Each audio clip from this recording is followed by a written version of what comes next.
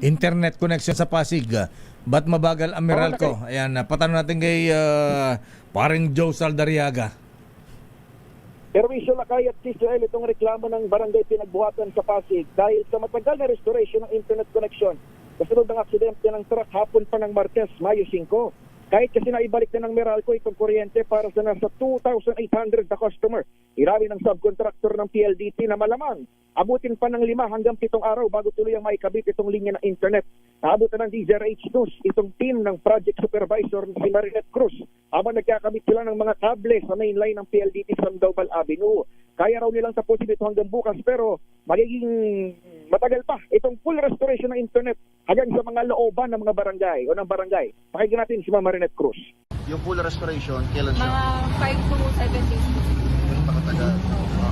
Gaano pa kalawak yung yung damage? Bakit gano'n naman? Actually sir, malaki po kasi yung naputol.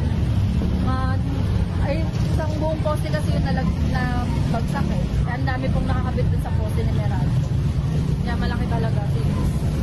Isa lang yung poste dito sa rin. Bukod sa main line, yung mga secondary line, affected din. Main line, secondary line. Nangyari aksidente kabakalawa pa na mahatak ng isang truck ang nakalaylay na kable ng Telcom din sa mabuwalang poste ng Meralco. Sabi ng mga residente nakapanayam natin na ibalik din naman yung kuryente kinabukasan. Pero ayon naman sa pamalang lungsod ng Pasig at emergency unit ng barangay Pinagbuhatan, kaninang alas 4 lamang ng umaga na kumpleto ang full restoration ng kuryente sa buong barangay. Ako si Daniel Parrosa, DZRH. Una sa Pilipinas, una sa Pilipino. Dami.